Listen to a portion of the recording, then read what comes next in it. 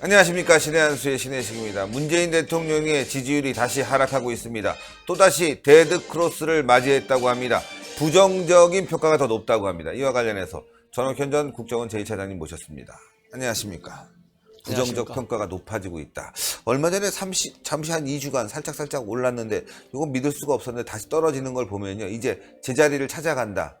조정기간이라는 게 있잖아요. 주식도 그렇습니다. 쭉 가다가 푹 떨어졌다가 조정을 거치고 다시 떨어지는데 이 조정기간을 거쳤으니까 이제 뚝 떨어질 것 같습니다. 다시. 예. 지금 이제 RN서치가 이제 오늘 발표한 내용이거든요. 이거 보면은 그 연말 연시를 맞이해가지고 잠깐 다시 이제 골드크로스로 이렇게 바꿔진 거가 한두 번 있었거든요. 그런데 다시 지금 얘기한 대로 데드크로스 현상이 또 나타났다. 그래서 이번에 RN서치의 그 여론조사 결과를 보면 이거 이제 문 대통령이 국정 운영을 잘못하고 있다. 이렇게 부정적으로 보는 게 48.2%입니다. 그리고 아니야. 그래도 잘하고 있어. 이렇게 긍정적으로 본 것이 47.2%. 그래서 이제 1% 차이가 났는데요. 말하자면 이제 오차 범위 내에 있긴 있어요. 그런데 지난 연말에도 이 데드크로스 현상이 나타났을 때 보면 오차 범위 내에 있다가 나중에 조금 벗어나는 그런 경향을 이제 보인 적이 있거든요. 근데 이번에도 다시 이제 또 데드크로스 현상이 나타났다. 이 얘기는 이제 정권을 잡은 지 이제 3년 차에 들어섰는데 그동안에 현 정부가 추진했던 제일 큰 정책이 이제 소득주도 경제 성장 정책이잖아요. 이 소득주도 성장 정책에 대한 국민들의 확실한 신뢰가 드러나지 않는다. 그러니까 잠깐 데드크로스 현상이 바뀌어진 이유 중에 하나는 대통령의 여러 가지 이제 정치적인 그런 이 제스처라든가 또 이 경제 문제를 풀고자 하는 여러 가지 노력들을 했잖아요. 처음으로 경제장관 회의도 하고 국민경제 회의도 좀 열고 이런 식으로 막판에 또 이 내각에다가 경제 문제를 소식화해라 이런 또 이 지침도 주고 이러면서 이제 혹시나 좀 경제가 살아나는 거 아니야? 이런 기대를 하고 대통령이 직접 나서서 경제를 챙기는구나 이러다 보니까 국민들이 좀 기대를 걸었던 것 같아요. 그러니까 이제 다시 이제 긍정 지지율이 좀 올라갔는데 다시 이렇게 지나면서 정신 차리고 강해 보니까 이 정도 가지고는 경제가 살아나기가 어렵지 않겠느냐. 그렇죠. 이런 기본적으로 현 소주성이라고 하잖아요. 소득주도 성장.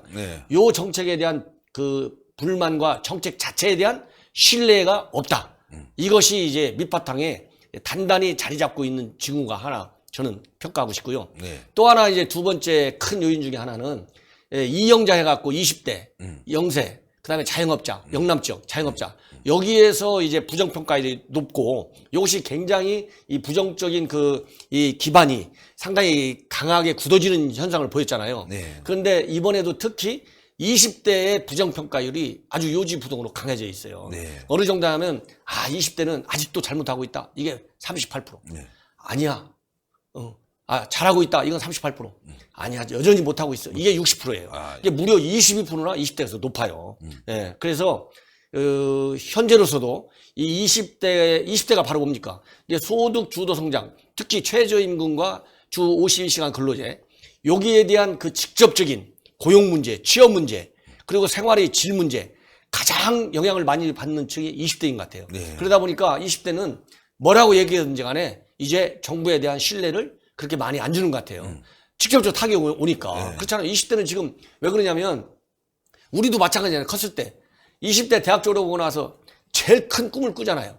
우리가 그렇죠. 맨날 어렸을 때 그럴 때 보이스 비 앰비셔스 이 말 듣고 컸잖아요. 젊은이와 꿈과 희망을 가지고. 그렇죠. 20대 대학 졸업하면 전 세계를 대한민국을 내 손에 탁 움켜쥐고 뭔가 내가 배운 실력과 능력을 가지고 죽자사자 일을 하면 뭔가 큰 그게 올 것 같았었는데 지금 나와 보니까 또 취업을 해보니까 이 뜻대로 되는 게 하나도 없는 거예요. 그러다 보니까 20대 특히 남자들 이런 사람들의 실망이 굉장히 크게 나타난다. 여전히. 이러다 보니까 다시 부정평가로 돌아선 것 같아요. 조정기간 한 1주에서 2주 거치고 다시 떨어지니까 다음 주는 엄청나게 떨어질 것 같아요. 이 정도라고 본다면 다음 주는 이제 기대감을 이제 접었기 때문에 더 떨어질 가능성이 확실히 있고 다음 주 완전히 폭락할 것 같은데요. 제가 보기에는요, 이제 이런 것 같아요. 그동안에 이제 정부가 지지율이 떨어졌을 때 지지율을 다시 회복시키는 아주 뭐라고 그러죠? 그런 걸? 특효약. 그렇잖아요. 특효약이 극약 처방. 극약 처방이 남북 관계에 있어요. 김정은이 가지고서 이렇게 우리 한국 내가 이렇게 노력해가지고 비핵화가 이렇게 가고 남북 관계가 잘 갈 거야. 요거에 대한 이제 기대치 때문에 이 떨어지는 지지율을 이게 받쳐줬거든요. 그런데 이제 지금도 이제 2차 미북 간의 정상회담 오면서 아니야, 그래도 김정은이 혹시 비핵화하는 거 아니야? 이런 기대 심리가 다시 살아날 수는 있어요. 그런데 국내 경제 정책에 대한 불만, 그리고 지금 현재 매일같이 터지는 이 여권 내 분란 현상들 있잖아요. 네. 얼마 전에 이 원전 문제 가지고도 송영길 전 그 의원과 송영길 현 의원 같은 경우는 이제 사선의 중진 의원이고 또 당 대표까지 나왔던 사람이잖아요. 그렇죠. 네. 그리고 뭐 무슨 북방경제위원장인가 해갖고 당의 중요한 당직도 가지고 있어요. 이런 분이 이거 탈원전 정책 안 돼. 지금 지으려고 했던 것은 그냥 지어야 돼. 그렇죠. 이래가지고 정면으로 정부 정책이 잘못됐다고 확실하게 딱 배팅을 지금 나오고 있거든요. 그러니까 이게 청와대에서는 아니 무슨 소리야. 탈원전 그냥 고하는 거야. 딱 이렇게 지금 나오고 있어요. 네. 그러니까 이제 그리고 또 이제 얼마 전에 이제 지금 저 다른 그 야당들, 쪼만한 야당들 국회의원 2명이 민주당 입당하려고 하니까 뭐 순혈주의네 이렇게 해가지고 옛날에 이제 정치의 행위를 한 걸 가지고 이건 우리 민주당의 입장으로는 맞지 않기 때문에 받아들일 수 없어. 이러니까 그런 식으로 하면 민주당 총선에서 가능성 없다. 또 이래갖고 이런 또 비판의 목소리가 나오고 있어요. 네. 그런데다가 지금 손혜원 사건이 또 터졌잖아요. 그렇죠. 그다음에 또 서영교 의원 무슨 재판 민원이니 뭐 이런 거 또 터졌잖아요. 이러다 보니까 정부 정책에 대한 민주당 내부에서의 그런 또 다른 목소리, 예, 불협화.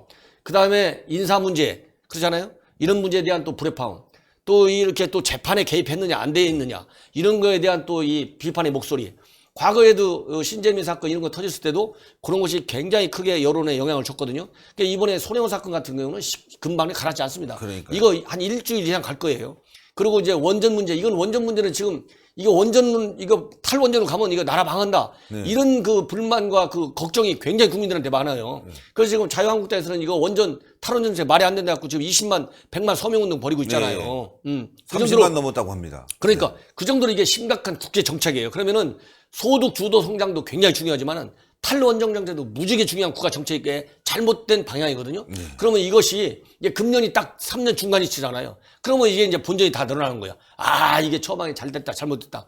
그러면은 이게 제가 보기에는 이제 이미 지지율이 많이 빠진 상태 아니냐. 회복하기가 어려울 것이다. 그러고 내주 예를 들어 지지율을 제가 전망을 한다면 미국 간의 설령 지금 뭐 이번 주에 저 폼페이오하고 김영철하고 만난다고 하잖아요. 그럼 거기서 타협의 실마리가 찾아갖고 뭐 2차 정상회담 언제 한다. 예?